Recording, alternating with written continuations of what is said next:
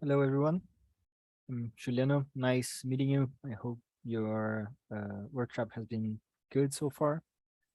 And I'm gonna teach you all how to deploy a CompuCell simulation as a nanoHUB tool. Reasons you'd want to do that is one, it counts as a publication. It gets a DOI, so it will be hosted forever in theory. And if you are publishing something that has a CompuCell simulation as part of it, you could then point people and reviewers to the online deployment so that they don't have to download things, install CompuCell, and so on. So it makes the lives of reviewers and readers easier, for instance. Um, yep, it's 2:49, so I guess we can get started.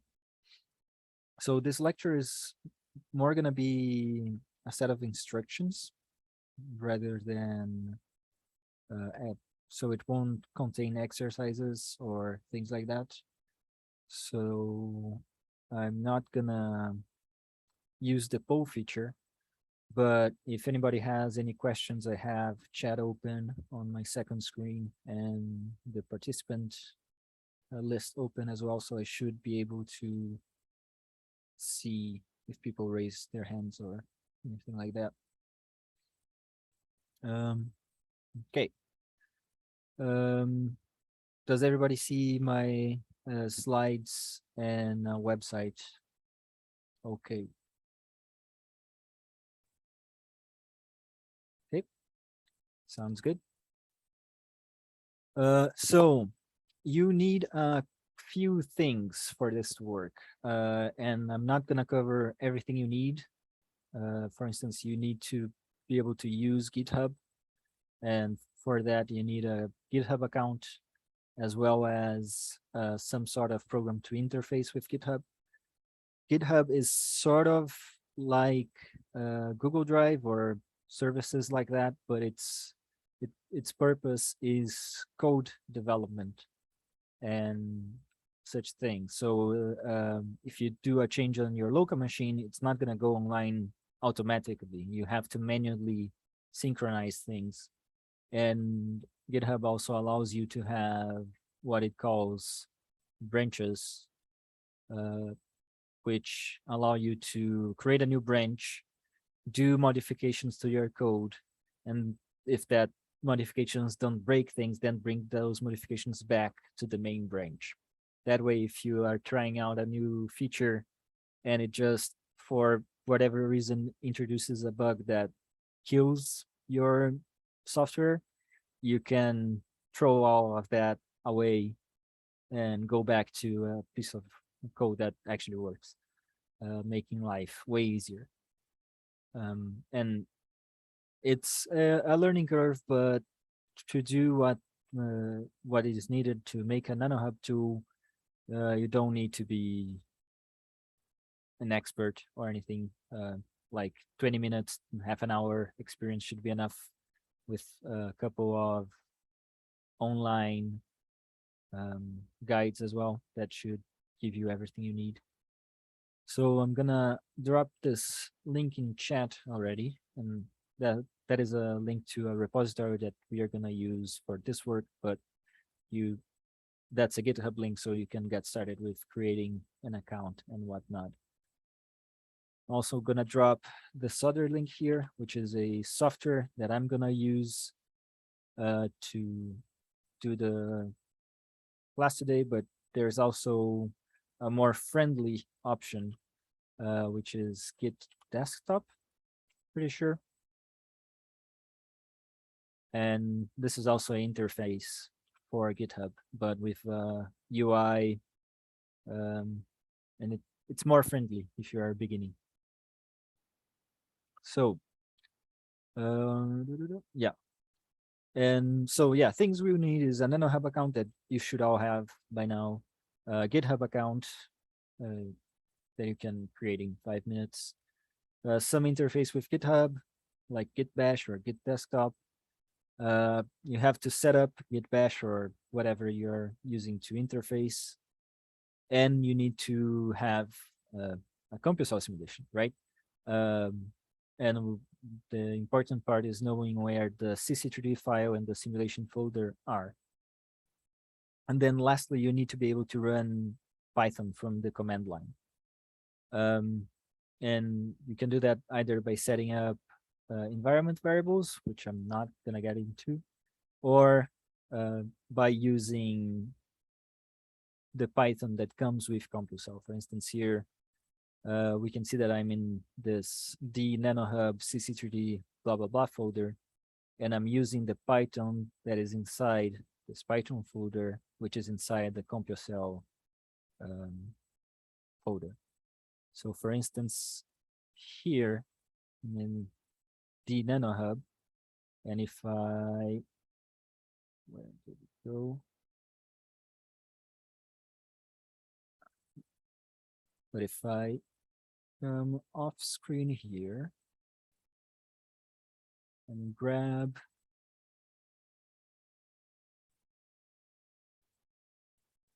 then copy. One, paste. There. So what I did is I put in the full path to the Python executable inside the CompuCell installation. And if I just hit enter, this will open Python in the command line. So I can do all the usual Python stuff.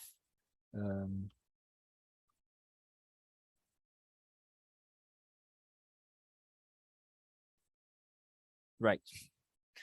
That was a silly mistake. But yeah, I've got Python running, so I should be able to do what we need to do later on. How do I quit? There we go. And again, this is more instructions than anything else, and I don't expect you to be able to follow through while I do things, but I'll try to go slow and go step by step, and you'll have these instructions available later, right? So first, a overview of the steps. The important thing is to pay attention to the verbs. There will be some specific verbs associated with GitHub that have specific meanings, but we'll get through. So the steps is to first fork the template repository, which is this website here. That's the first link that I posted in chat. I'm gonna show how to fork later. And what forking means is that you are creating a perfect copy of everything that is inside of this repository, but in your personal account on GitHub. So you can do whatever you want with the files. And that's gonna be important later when you try to upload your tool. Then we are gonna clone the forked repository into your local machine. And cloning means downloading from online to your local machine while keeping the link in between online and local there. Then we're going to test the script that actually generates the critical files that nanoHUB needs to see how it looks. Then you need to choose a short handle for your tool. And this is important because you cannot change the short handle later. But if it makes life easier, nobody's ever going to see the handle because the only place that it shows up, oh, I thought I was looking. The only place that shows up is in the URL of the tool. So for instance, if I go here to nanoHUB and open the landing page for a CompuCell tool, then here on the link, it ends with tools and CC3D backed macro. That CC3D backed macro is this short handle that you need to choose and cannot be changed. So choose something that has meaning, but it doesn't really matter what you choose. It does need to be unique, meaning that it cannot match any other tool that already exists. So CC3D backed macro is not available. Then step 5 is to use the toolmaker.py script with the pointing with arguments choosing the short handle, telling the script where your Python simulate, where your CompuCell simulation is, and telling the script where your clone repository is. Then we are going to commit another GitHub verb and push all local repository changes online. And committing is just telling GitHub that, hey, I changed these things. And then pushing is pushing the changes from local to online. So it's the reverse of a clone. Then we need to make sure that a couple of files, couple nanoHUB critical files are executable. Otherwise, nanoHUB won't be able to actually use those files to run your simulation. Then we finally are going to go to nanoHUB and get the process started on that end, which means filling up a form, which is critical. And in that form, you're going to put in your short handle as the tool name. Then you can make a landing page for your tool. For instance, this. You can write out this up. And this is a fully HTML page that you have access to with a HTML editor. So you can put in images, equations, and so on. And then you're just going to tell nanoHUB that your code is already on GitHub and should be ready to go. And then step 12 is a somewhat recent thing. nanoHUB changed some background things. So we need to actually let nanoHUB knows that your tool needs to be moved from their default environment to a Debian 10 environment. That doesn't make sense. That doesn't really matter. You just need to tell nanoHUB my tool such and such needs to be changed to a Debian 10 environment. And then the installation process is manual. nanoHUB is making sure that you're not trying to put anything malicious up there. So it can take a day, 2, 3, maybe. If it takes more than that, start bugging nanoHUB about it. And then you test your tool on nanoHUB to make sure that it runs as you wish. And finally, you can give nanoHUB the go-ahead to make your tool live and public. And again, the tool gets a DOI, meaning it's a publication technically, and meaning that you cannot delete the tool. It's going to be there forever or until the internet ends, whatever comes first. Okay, so first things first, forking the repository. So this is the repository that you're going to need. Again, the first link in chat. Maybe I'm going to just copy that again in case somebody else joined in the meanwhile. And you're going to click this big green button, use this template. And clicking this, we're going to get to this page, which I already have open here. And you're going to see your username there instead of my name, of course. Then you give the repository name to your tool, something that is meaningful to you or your simulation. In this case, I just used demo toolmaker workshop 2022. You can give it a short description. This repository hosts nanoHUB tool such and such, and you need to set the repository to be public. And don't include all branches, you can leave blank, doesn't matter for this. So if I just click here, I get to a very similar page to what we had before, as soon as it actually loads. There we go. Actually, they are exactly the same, right? We have bin middleware attributes license, same thing. And if I were to go into the folders, they would also have the same exact things. And that's the whole point. What is different is the header here. You see that this was generated from this repo, whereas here is just the template, the repository template. So now we can go to step 2, which is cloning this repository. Before we had used this template here, now we have code. And with this, we can click here, and this gives us another link, which is not the same as the URL. And this link is the link that allows us to clone this repository and do fun things with it afterwards. But if you're using GitHub desktop, there is this button here that I guess does the same job, but easier.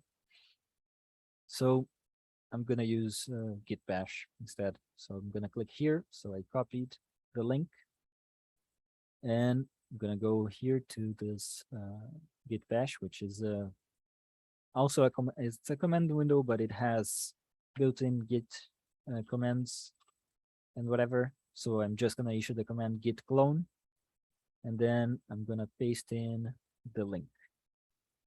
Hit enter. You see that it created a folder with the same name as the repository, and then downloaded the items that were there. If I just navigate to this folder and to list, I can see that I have the same things as in the repository: bin, middleware, license, and toolmaker. Cool. So that's easy enough. And again, if you want me to repeat anything, just say so. Raise your hand, unmute. You should be able to unmute. Sorry, I'm fiddling with Zoom. Yes, Norma. What happens if you choose a private option instead of public? It means that only you'd be able to see what is in here. You can change that later in settings, I think. You can add people to the repository to work with you, but that also means that nanoHUB won't be able to look into the repository, so they won't be able to download your things. So you can have it private while you're working on your simulation until you're satisfied or whatever, and then you can set it to public and have nanoHUB actually look into it and download stuff and install things. Okay, thank you. Yep, no problem. Okay, so I got it cloned here. So next step is to check what the toolmaker script does. And for that, I have here the command line, and this has to be through the command line. I haven't created a GUI for it. And one thing that I'm gonna do is I'm first gonna go to the folder that I have, the repository, which was demo TMK workshop 2022. Then I'm gonna use the same command that I used to invoke Python, but instead of hitting enter now, I'm gonna tell Python to run the script toolmaker.py. And if I hit enter, I get a message back saying how to use toolmaker.py.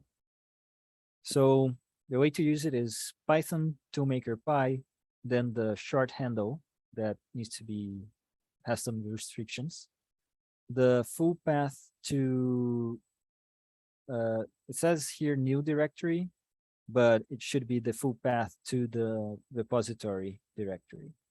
So it's gonna, in my case, it's gonna be d nanoHUB demo tmk, and so on, and then the full path to your CC3D project.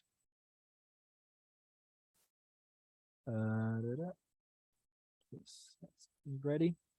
So again, the short handle, its restrictions are that it needs to be in between 3 and 15 alphanumeric characters, no spaces, no special characters.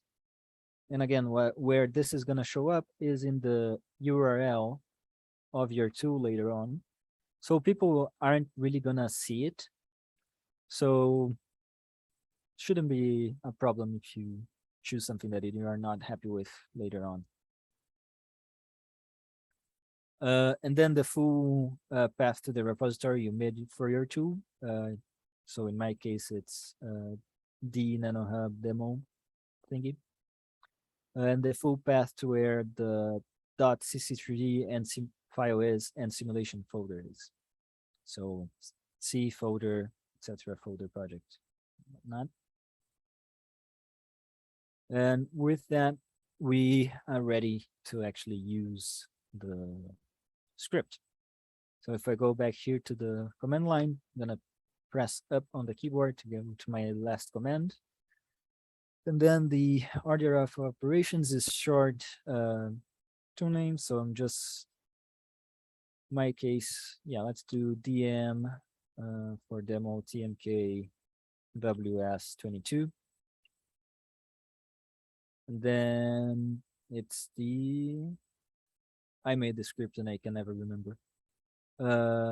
Okay, and then it's the path to whatever your CompuCell project is. I'm just gonna use one of CompuCell's demos as an example.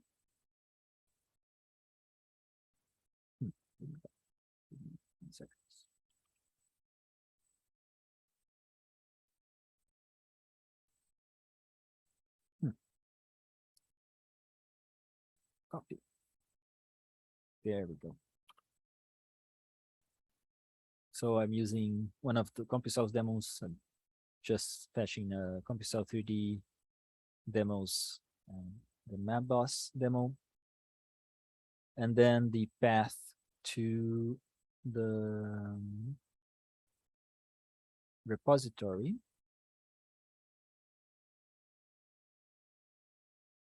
So when you do the cloning, if I go back here, so I issued git clone here, and the folder I was in was the nanoHUB. So it created a folder inside the nanoHUB with the repository name, and it put everything in there. But another option that you actually have is instead, so you can do git clone link, and it's gonna create a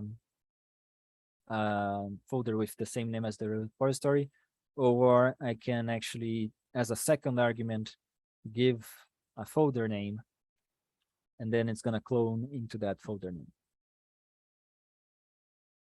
Your choice. I just always leave the default, but if you want to organize differently, it also works. I hope that answered the question.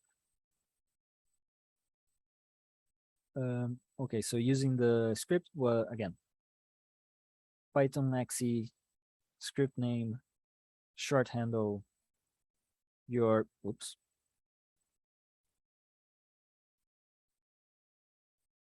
The path to your CompuCell simulation, and finally, the path to the repository.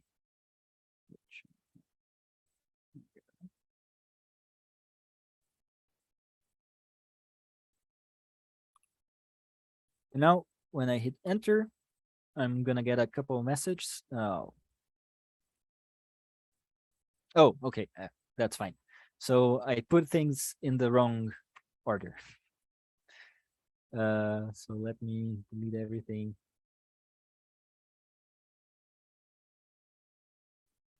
Yeah. So I put in the first where my simulation is, and then the repository should be the repository, and then where the simulation is.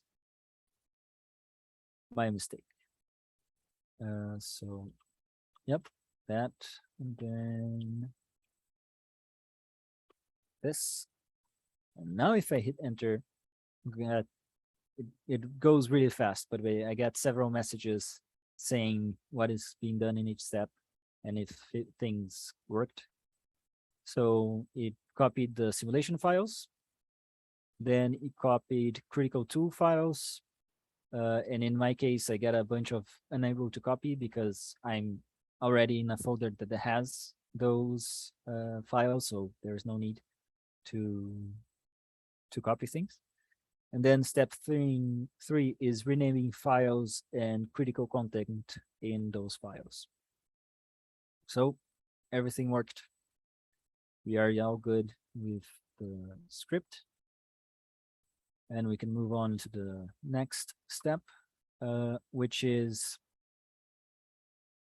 finding out the changes that are local and putting them online. As I said, this is not a automatic process, as with, for instance, Google Drive.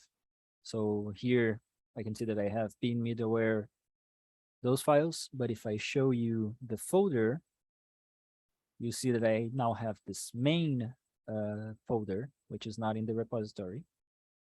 And this main folder contains the CC3D file and the simulation folder. And also, if I go to bin, we can see that this sh file here, which was nhcc3d blah, blah, blah, has been renamed to this. So actually telling GitHub that we did things. First thing is to navigate to the folder, the repository folder. I'm already there. I'm just going to do a list to see what's there. Then we can see what has been changed in regards to what was changed locally in regards to online. And to do that, we issue the command git status. And we can see that my branch is up to date with origin master, meaning that there's no changes online that I need to bring locally. And I have changes locally that haven't been staged for the commitment. So I haven't told GitHub, hey, I changed these things and I want to put them online. And then I also have new files that are not being tracked, which again is GitHub verbiage. To actually add every change to be tracked and be committed later on, we do a git add, and you have two options. Either you list each file by hand manually, or you just say git add period. And period is a Unix special folder character, which means this folder. So git add everything that is here. If I hit enter, it took a second and returned nothing. And so to actually check that GitHub got the message that I changed some stuff that I needed to track, I can do a git status again. And now I'm going to get a bunch of green. So we see that one file got renamed. We have a bunch of new files and one file got modified. So we are ready to actually make the commit. We haven't made that yet. So the next step is that for GitHub and tracking project changes and everything else, everything needs a reason to be. So we already told GitHub, hey, we changed these things and these things should be changed online. And now we are gonna tell GitHub, hey, all those changes that I've made, package them together and justify those changes with a sentence. So to do that, it's git commit, and then to actually give it a message, we do -m and then quotation marks and some message. Whatever you want. In our case, since it's the first commit, it doesn't really matter what you do, but later on, say you had a simulation that you haven't implemented cell mitosis yet. And then you implement that. So you have a new branch that you're implementing mitosis. And so you will have a message like mitosis added or something like that. So now we actually have Git packaged everything up and is ready to send it online. And we actually then we actually can push them online. Yes, they will be available online on the course material folders. I believe it should be there already. And I'm recording which I probably should have let you know earlier. Yeah, the meeting is being recorded and will be available online later on. But yeah, afterwards, I do have a couple of minutes that I can help people out if you want. So yeah, we tracked all the changes, we packaged them up, we gave them a message, but they are still not online, right? If I go here, I don't have the main folder. So we finally got to put those things online with the git push command. So when you are getting a repository started and getting it locally, that means cloning a repository from online to local. Then if you do any changes locally and want to get them online, that is a push.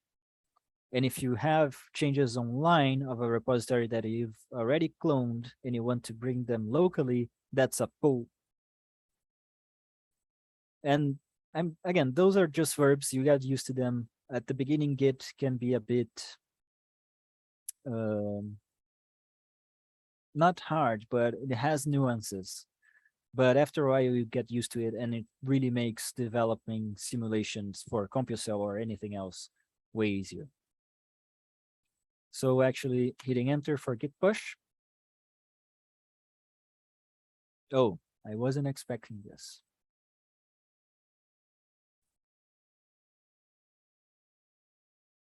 What is this? Okay, let me put this in the other screen. Seems that my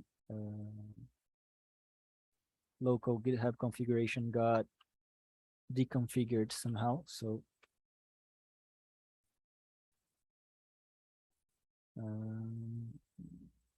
here.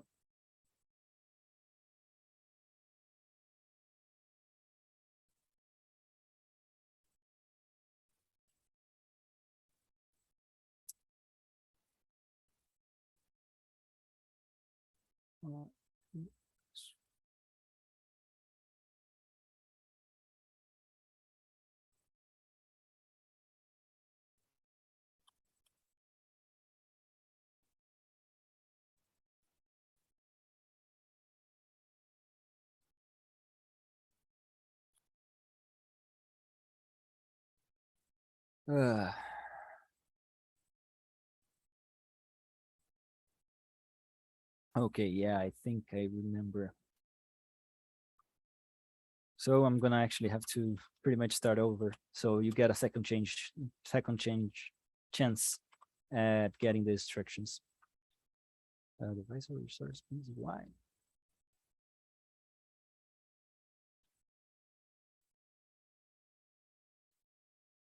There we go. So my mistake is that GitHub changed how authentication works. And when I did the cloning, I chose the HTTPS option, but I have things set up for the SSH option. And I recommend that you actually use the SSH option when you do the configuration. It's safer, I believe. So I have to do everything again, git clone and that link, which is a different link now. Again, it's going to create demo, TMK, etc. Go into that folder. Go into that folder here. And then if I just push up on my keyboard a couple of times, I get the command that I used before so I don't make any mistakes. Hit enter, copy things here. Everything worked.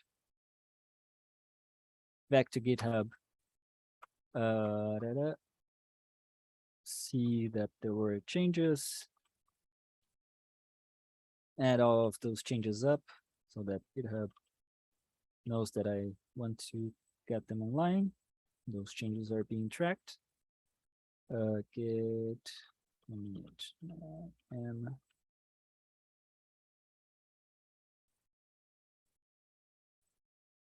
and please work. Yes, yeah, it worked. Good. Yeah, so when you set up GitHub, yeah, you can set it up to use HTTPS or SSH.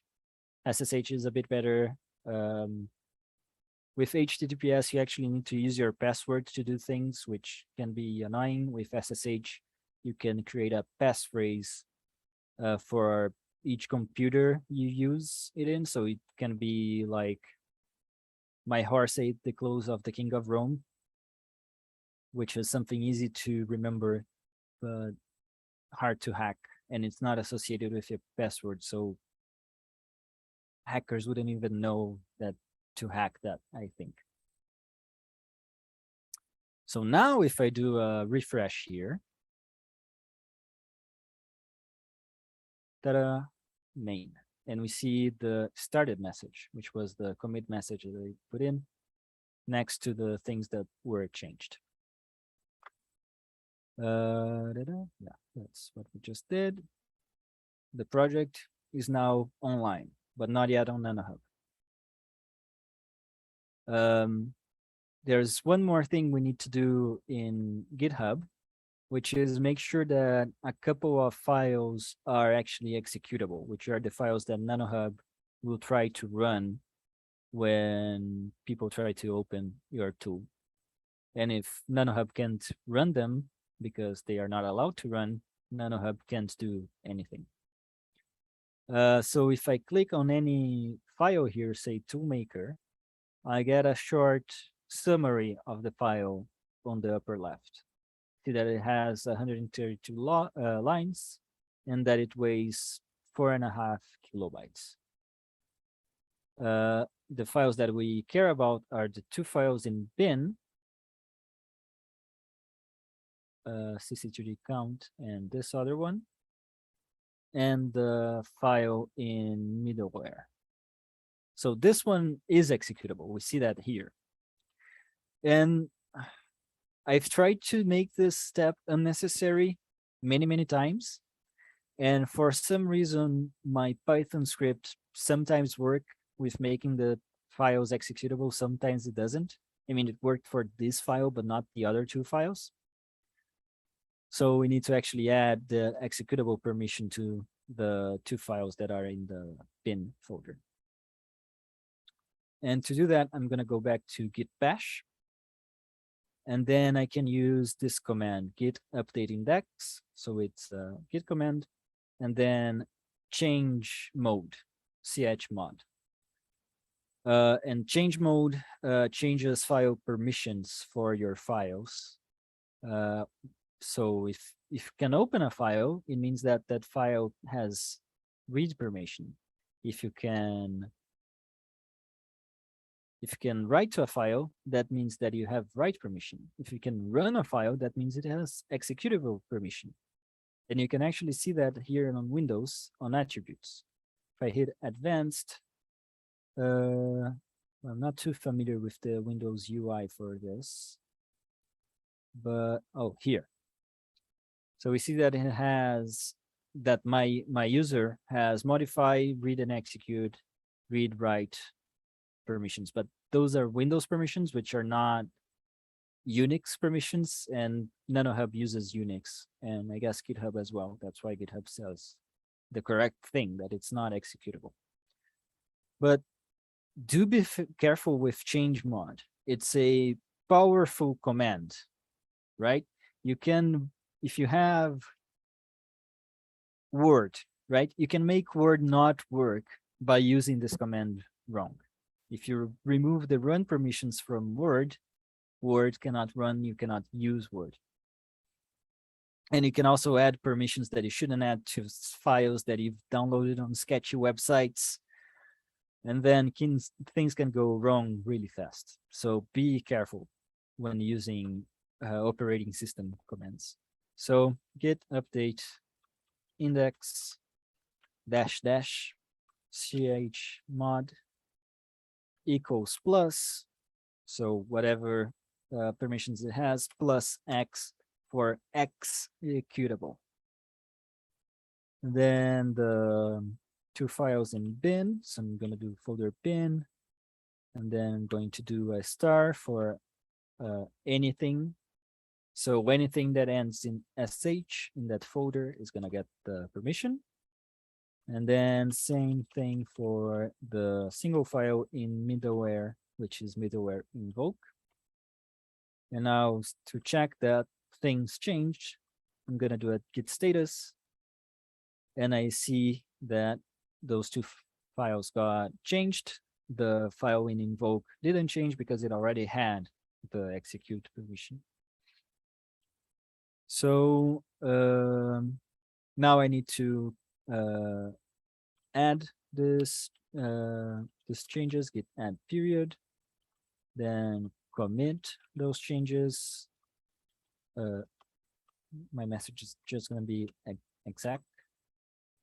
And we see that it was just a mode change. And then getting those changes online with git push. And yep, they should be online. If I go check on bin, that has executable permission. So we are all good.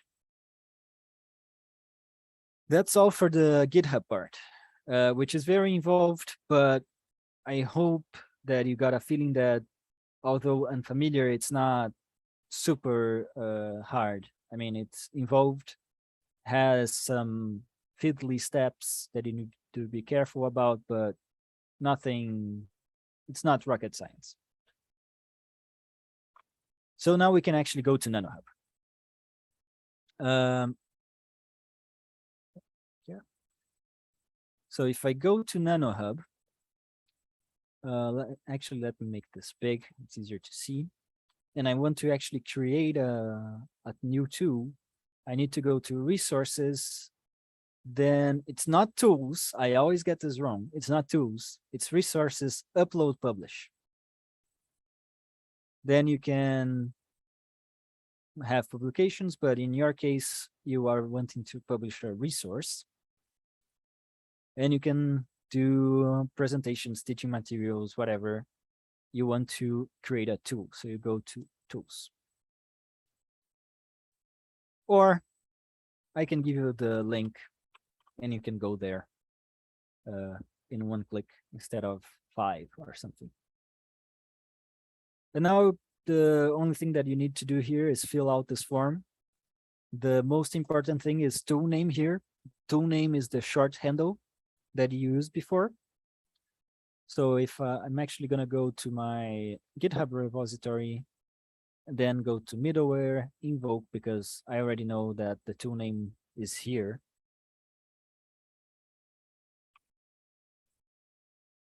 And paste that there. Then I'm just going to give it a title, demo for 2022. You can give it a version number, 1 sentence description, just a demo. And then telling nanoHUB how your tool is hosted. So in our case, it's a GitHub repository, right? And in here, you paste the cloning link. And in this case, it should be the HTTPS. But if something goes wrong, you can change that. The only thing that you really can't change is the handle. So everything else, if something goes wrong or if you want to change something, that's all fine. Even if you want to completely change your simulation after it gets published, you're allowed to. So I'm going to paste that link here. And the publishing option for CompuCell tools is the Rapture one, the default one. And then you can have your access options. I recommend you set it to anyone can run the tool. And yeah, just leave everything open. But you can, you know, restrict access to the source code and whatever. But the thing that must be to access should be anyone. And unfortunately, and then you click register to, and the website is gonna take, I don't know, 20 seconds to load up the next page. But it can also hang at this point. The website can hang. And that means that something went wrong on nanoHUB side of things. We didn't do anything wrong. It's their fault. So if it hangs and you cannot access your tool status page afterwards, you need to issue a ticket with nanoHUB. And to do that, if I make this bigger, you go to support and then tickets. And then you can say, hey, my tool, such and such name, hanged while I was trying to register it, and now I can't do anything about it. But one unfortunate thing is that because these are publications and cannot be deleted, and because I've done this process several times before, I'm not allowed to click register tool anymore unless I actually want to publish a tool. Otherwise, nanoHUB is going to be mad at me again. But after you click register tool, you're going to go to you're going to be met with a status page for your tool. And I can show you what those look like for a tool that already exists. Say this one. And oops. And just because I already know the hacks, but you're going to have some other way to get to the status page.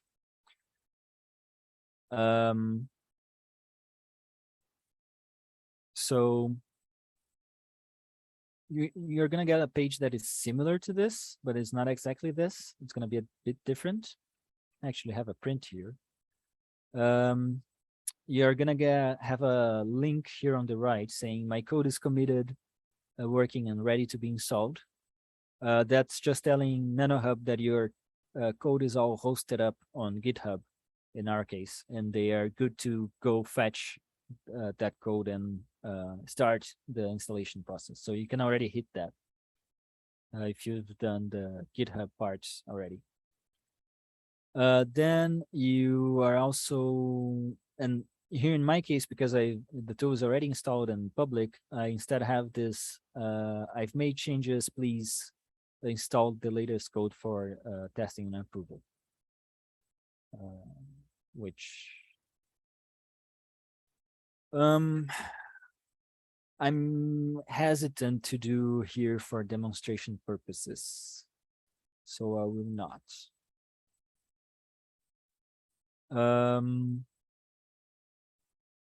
Then after a few days, you're gonna get a message from nanoHUB on your nanoHUB account. So if I go to my dashboard,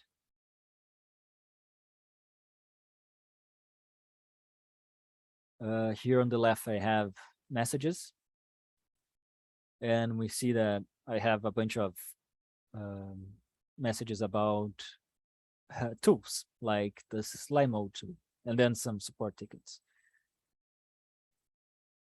And then you're also gonna have a link to create the landing page for your tool, which is the there, which is this page, and you're gonna have several boxes with these titles: abstract, credits, sponsored by, powered by, cite this work, and so on. And it's going to be a full HTML editor, so you can put in figures, you can put in equations, you can do whatever you want, really. And then there's one final step on nanoHUB, which is sort of recent. Maybe they fixed this in the past couple of months, but I don't think so, which is they changed some stuff on the background. So your tool, it's going to be installed on their default Linux machines, but CompuCell tools need to be on a special set of machines from nanoHUB. So you need to go to Yes, where did my tickets go?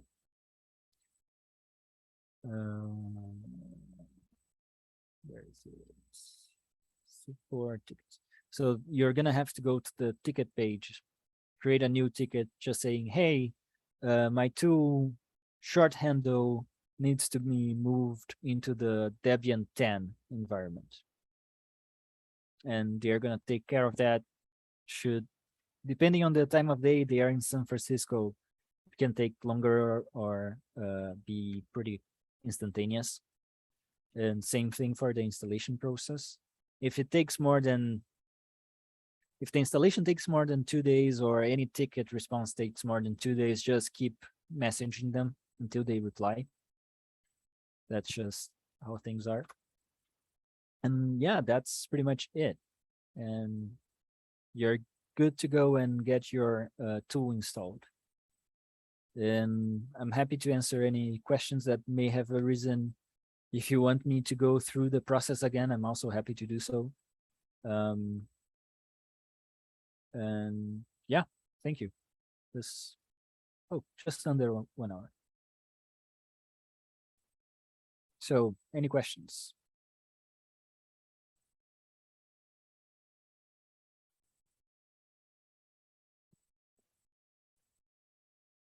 Okay, guessing not. Does anybody have a CompuCell tool that they'd be up to get, go through this process? That way I can help you out and maybe somebody else doing it would be of value. Ooh, I disappeared.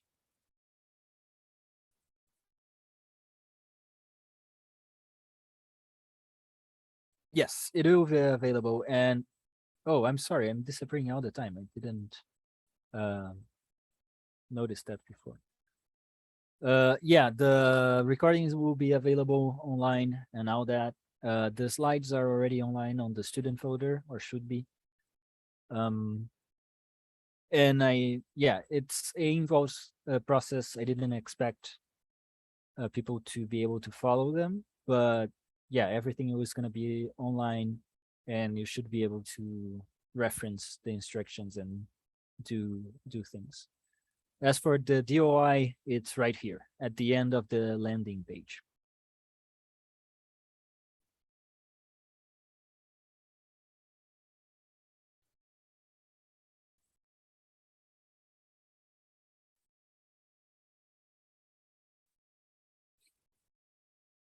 Can't find this words. Okay, let me check that.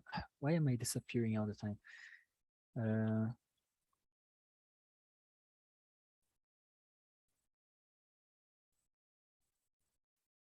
They got put in the potential allocation.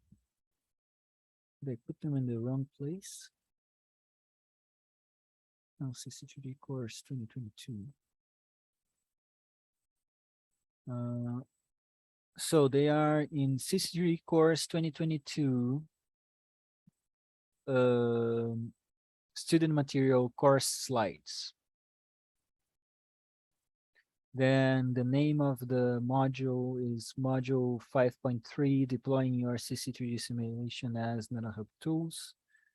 And to make your life easier, I'm gonna get the link right now and put it in chat.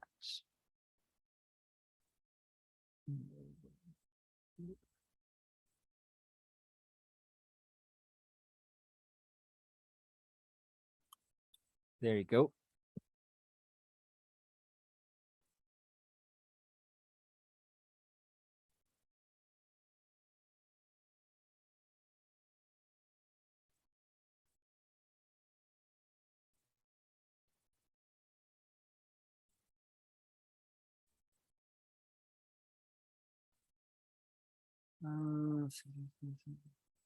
No, no, it doesn't. I mean, CompuCell models are way more out of scope of what SPML was built to do. And so, and you can't go more minimal than the Python files that are already there. There is no escaping. maybe with some other cellular pots model framework, but I'm not gonna advertise the competitors.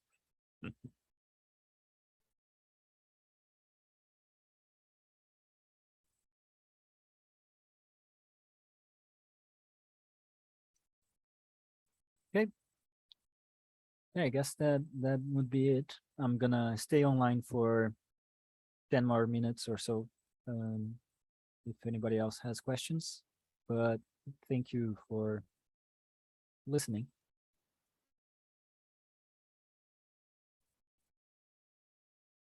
Let's stop the share.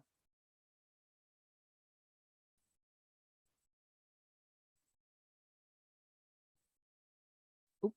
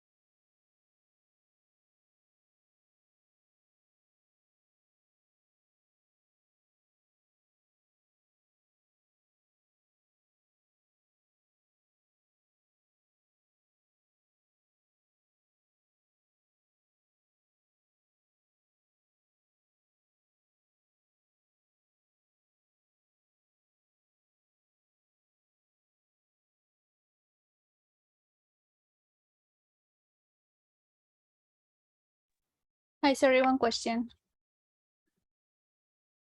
Yes. So this DOI, the one that you show at the end, is the Mhm. one that I can add to my paper, right? Yes, you can. You can definitely. Okay. Okay. Yeah. Okay. Yeah. Thank Yeah, you. it's a regular DOI. There's nothing special about it.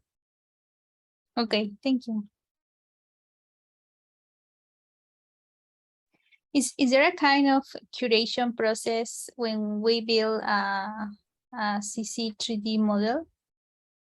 Because, for example, when you use Copacity to build a model, Mhm. you can send the SVML file to Biomodels database, Mm. and then curators in Biomodels database, they basically curate the model, and then they make the model available in the database. So No, there's nothing set up for that. We try to link from the CompuCell website to any publications that have used CompuCell, and also to CompuCell tools that may have been published on nanoHUB, but there is no curation. You're free to do whatever you want. okay, yeah, thank you. Although we do like to help people out with their simulations. So if you want, to just show that to anybody in the group and see what we think about it, we are also that's also a possibility. Okay, yeah, thank you.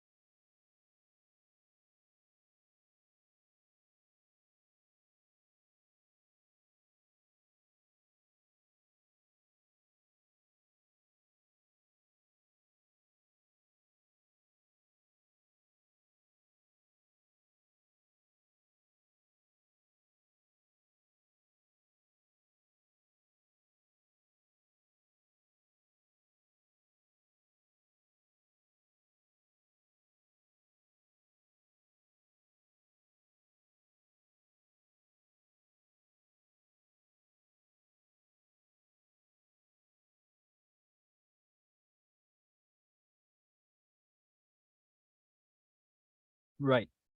So the cloned repository locally, before you do all of the changes, I go back here. If I go here, so right now I'm in this terminal. Oh, sorry, I forgot I wasn't sharing. My bad. Okay, now. So so now I have the repository here that has all of our simulation files and whatnot, right? But before I did all that, if I go here to GitHub, commits. If I go here to GitHub, we see that before I put anything from CompuCell in, I only had the folders bin and middleware with two files in bin and one in middleware.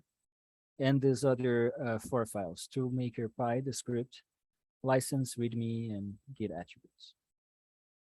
There's no CompuCell here. So what and when you clone the repository to your local machine from this state, this is all you're gonna have. So on step 5, where is it? On step 5, what I'm telling you to do is to use the script toolmaker.py. Then as a first argument of toolmaker.py, you have to use the handle that you choose for your URL. As the second argument, you need to point to a folder where you have the CC3D file and the simulation folder. And as the last, oh, sorry, I always mix those up. So you should use toolmaker.py. First argument is the handle. Second argument is your cloned repository, which only has the bin and middleware folders and has no CompuCell files in it at all. And the last argument is the folder where you have your CC3D file and simulation folder. And so then the script is going to copy the CC3D file and simulation folder into the repository that is pretty much empty at this point. Does that make things clearer? If they are not, I can do it again, or we can do it on your end if you want. Why do I keep disappearing? How annoying. Okay.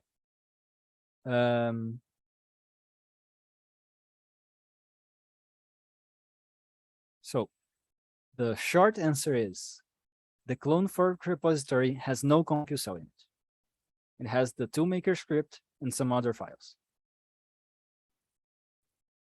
The folder where your CC3D file and simulation folders are have those files and nothing else. That's the difference. So in my case, if we go here, this is the folder with the repository. If we imagine that this was in its previous state, so it was like this doesn't have any CompuCell in it. But this folder here has. And so what the script did is it got this file and folder here. It created a folder here called main. And then, oops.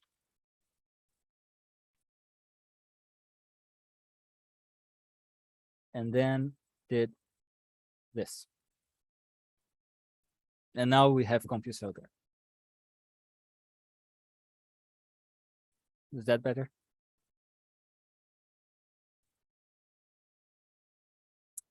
It's where you have your simulations. In my case, I just use one of CompuCell's prepackaged demos to make my life easier. But I could simulations here. I could have used an actual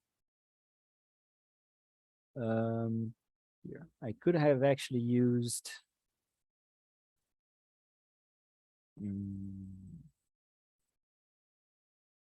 nope, this is not it.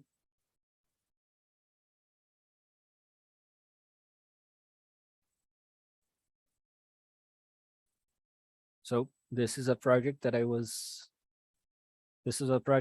working on. Extreme wound healing simulation.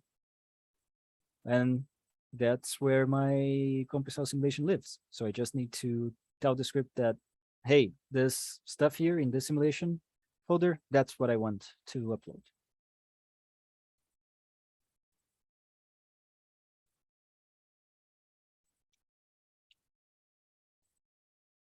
Does that help? Yes, you could, but the point is for you to upload your work, right?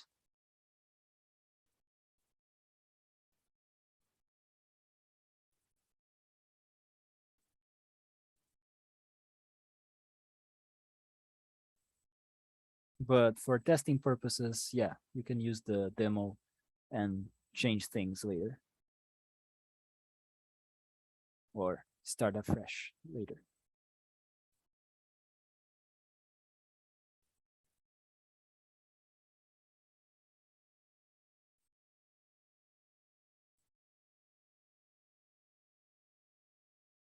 Oh yeah, yeah, of course. But now you know how to do it when you get there, and if you want to, right? It's not mandatory.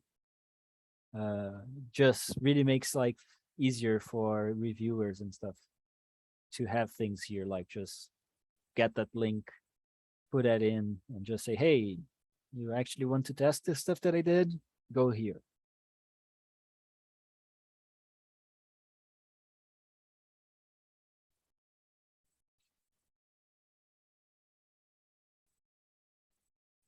Cool. I'm glad.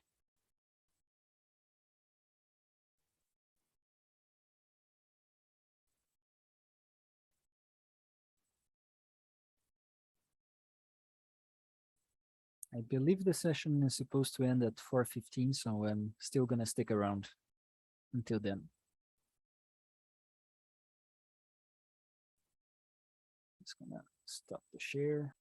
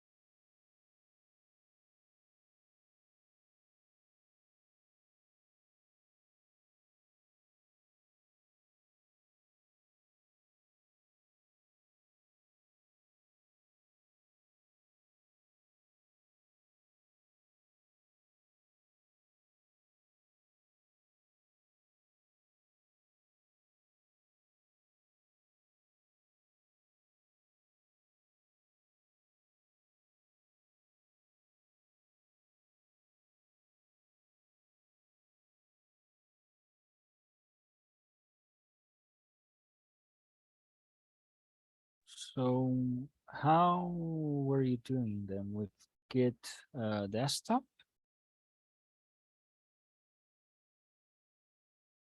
I'm not so sure. Maybe I even have it installed. Yes. Let's see. Um,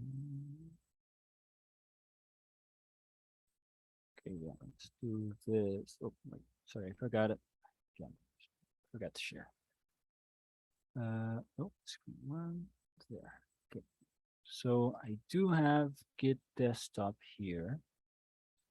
Right now I'm pulling from a repository. I haven't used Git desktop in quite a while, so there's a lot of updates to get before I can actually do anything. But yeah, so you go to GitHub desktop and then you do a summary, which is the phrase that we did with Git bash.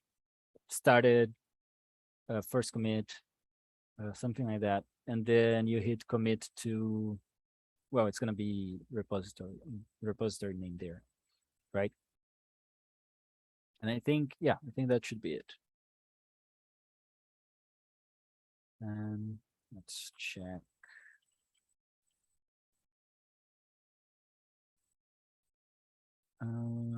Git desktop.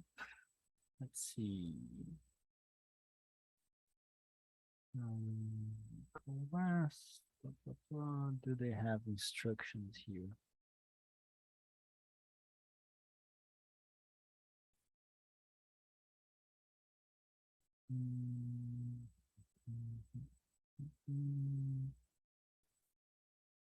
Help.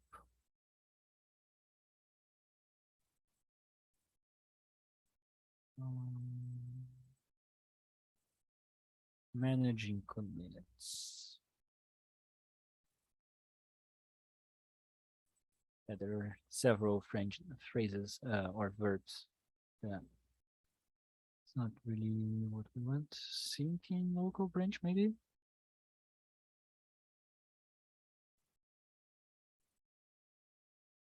Yeah. Pushing changes to GitHub.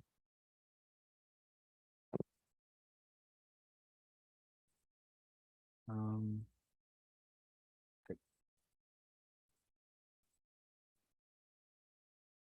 Yeah, you should. Push origin. Yeah. Should have a button for like push origin, it seems. So maybe you don't even need to commit, you just do a push. Maybe it's more streamlined than the bash option.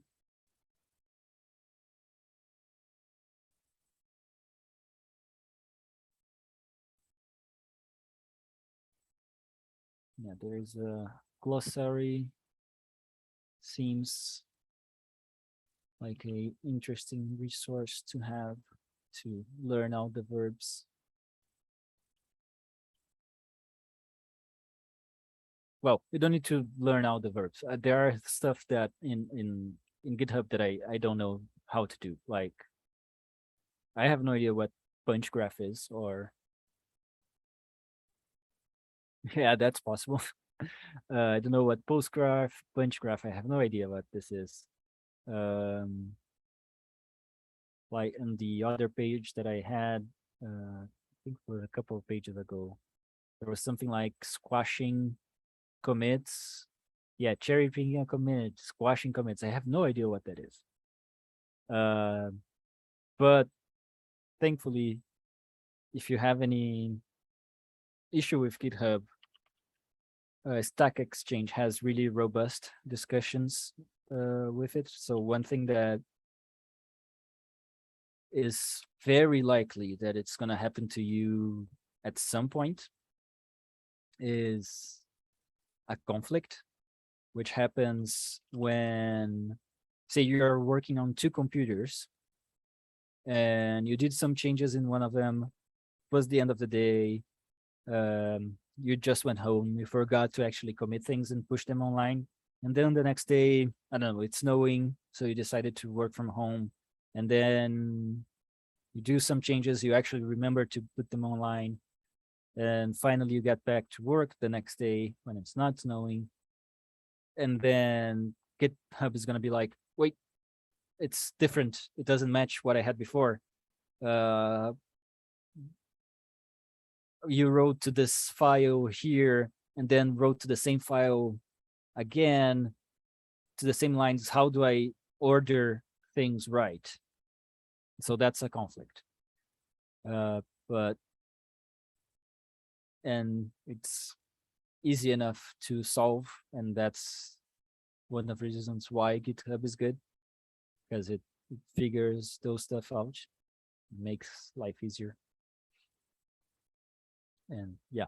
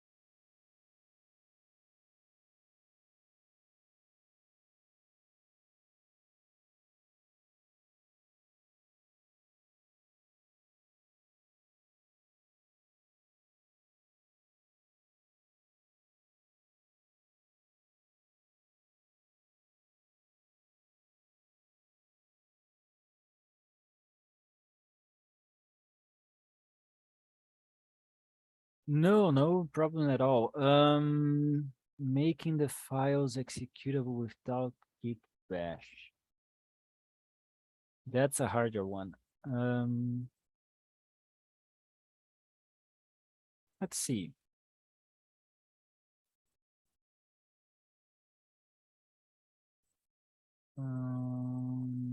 Let's see if maybe.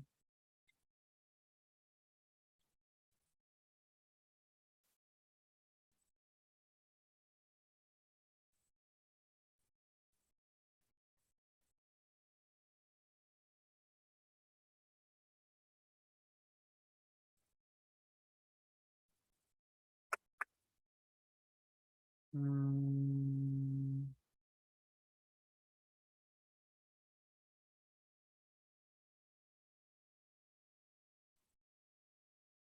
um, let's talk. Change.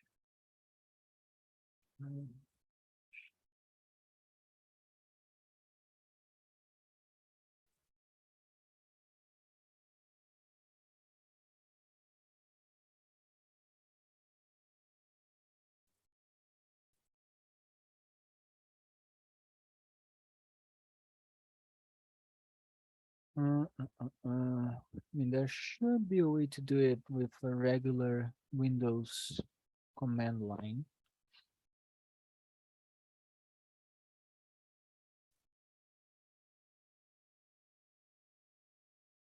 Mm,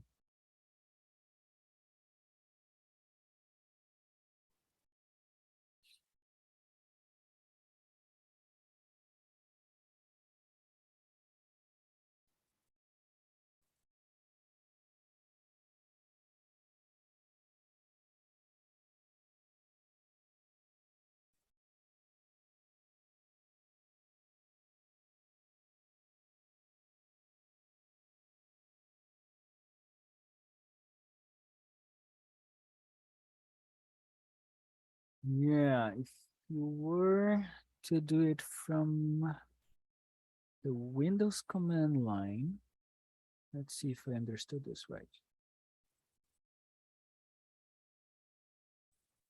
Okay.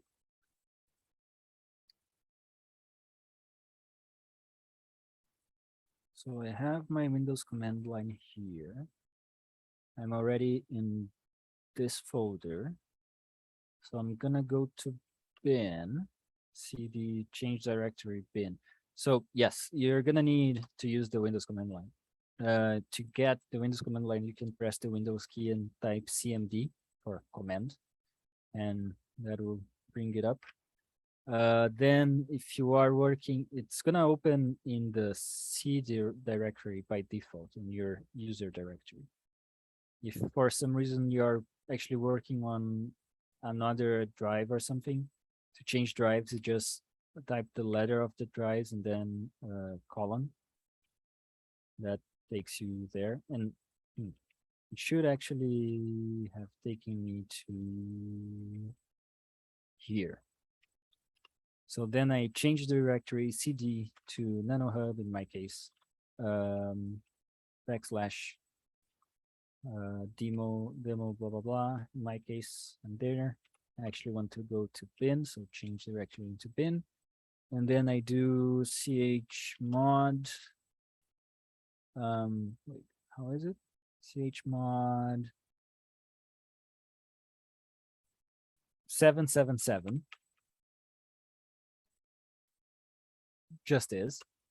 And then the name of the file, which in my case is that. Huh.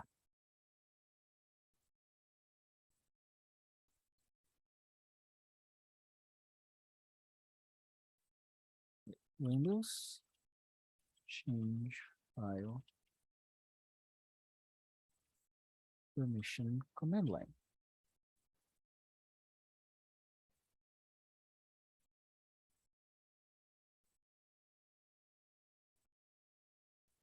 Blah, blah, blah. No, I don't want to do it that way.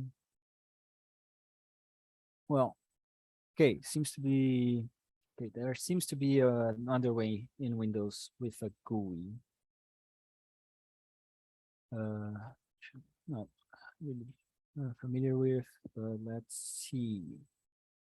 So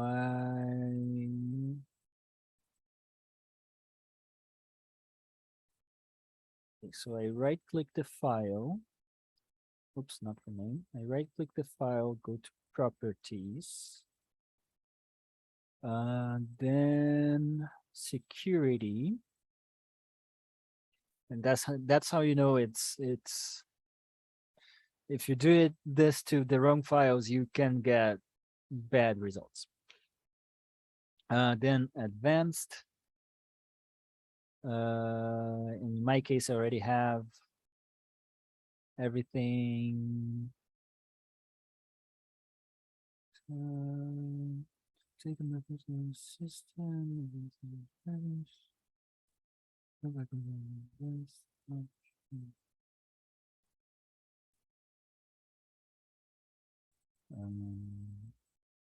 Okay, owner, yeah, that's fine. Doesn't matter.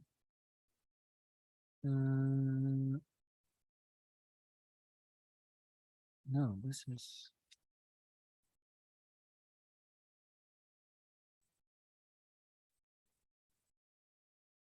so. Wait, how? I guess if I to move this.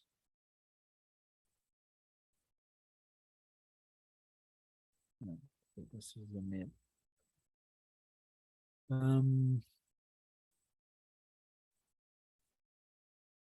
Finish.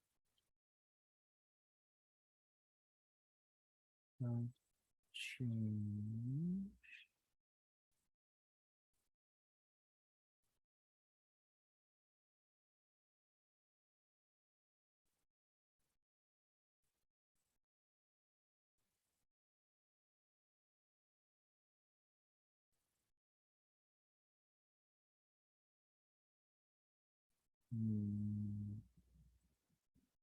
So I change like here. Ah, wasn't advanced. That website light. So to change permissions, click edit. So how did we get there? So I right click the file, properties, security, edit, and here we have a list. Hopefully we'll be allowed to actually click things.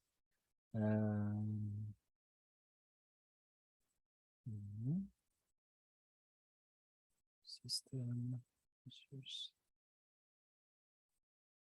That's not it. But oh, okay, I can change that to 9 there. Yeah, so it hopefully you should be able to click those tick boxes there. If not, how to actually do it from the command line though?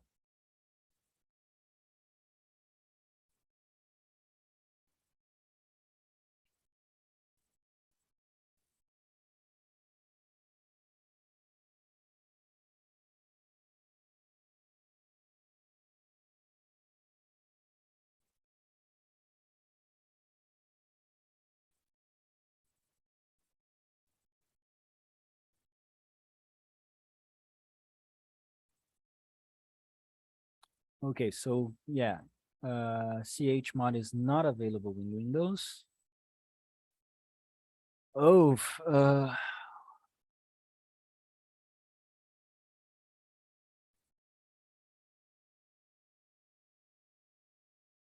yeah, seems pretty annoying to do, actually. The command is this goofy looking thing, CACLS. Then the file.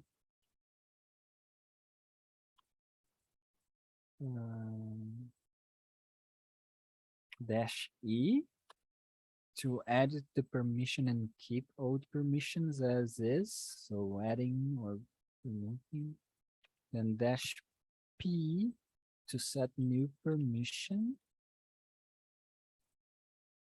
Do I need to do that?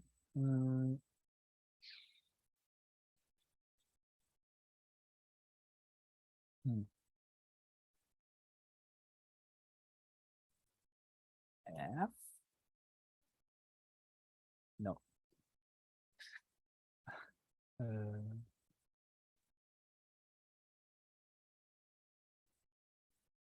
Of course.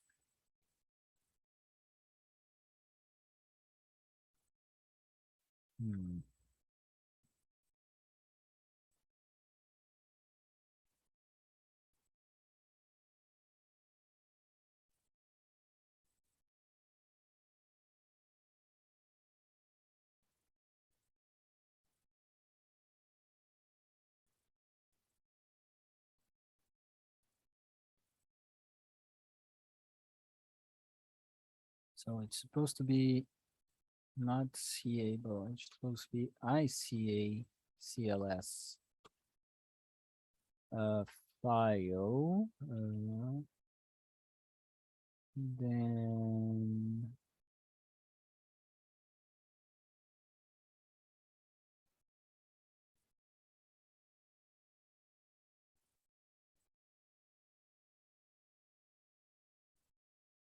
and apparently if your Windows is not installed in English, it's gonna be different, which okay.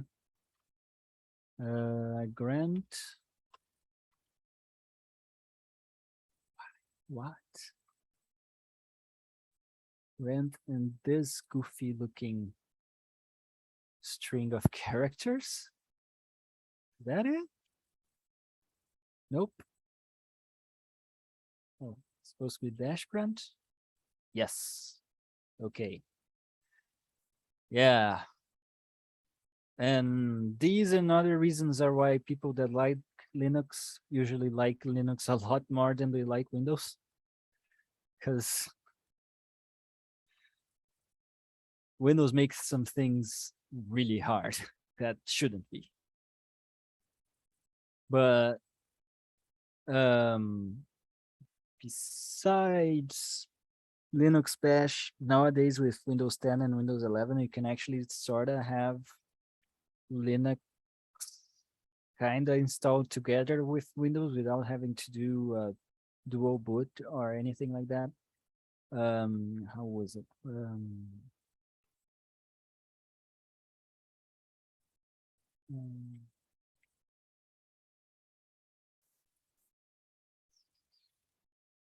um,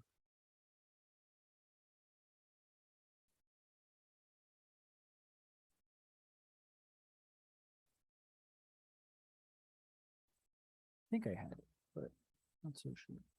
Maybe does PowerShell have?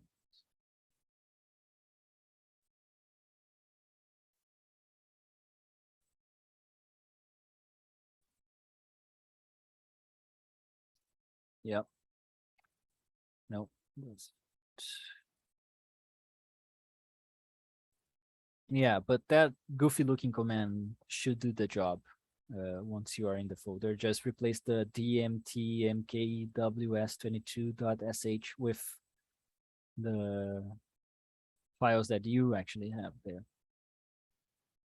And same for the, so yeah, these two files in bin, and then also this one invoke in middleware. And yeah, for people that may be watching this on YouTube later, the command that I'm talking about is this thing. I got to that by going to Stack Overflow, and I found a discussion about it on that link.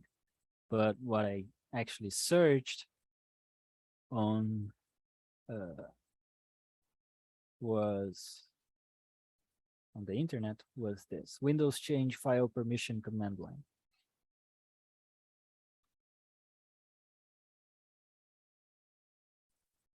And hopefully that works, but maybe it doesn't because it's a Windows changing allowance and not Unix. I don't know. Hopefully it works.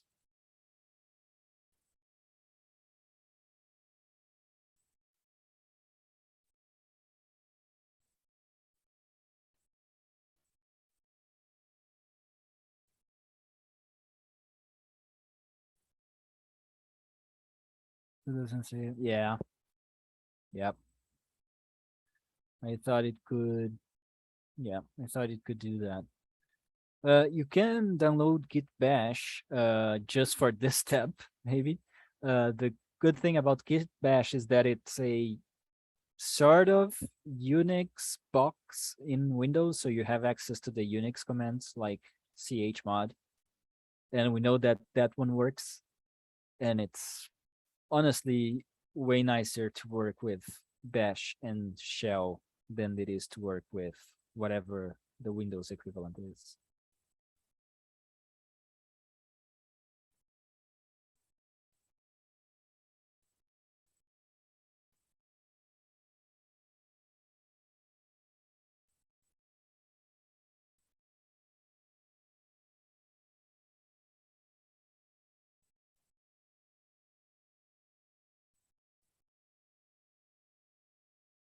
So yeah, now if you meet someone that is a huge Linux fans and can't stop trash talking Windows, this is one of the reasons why.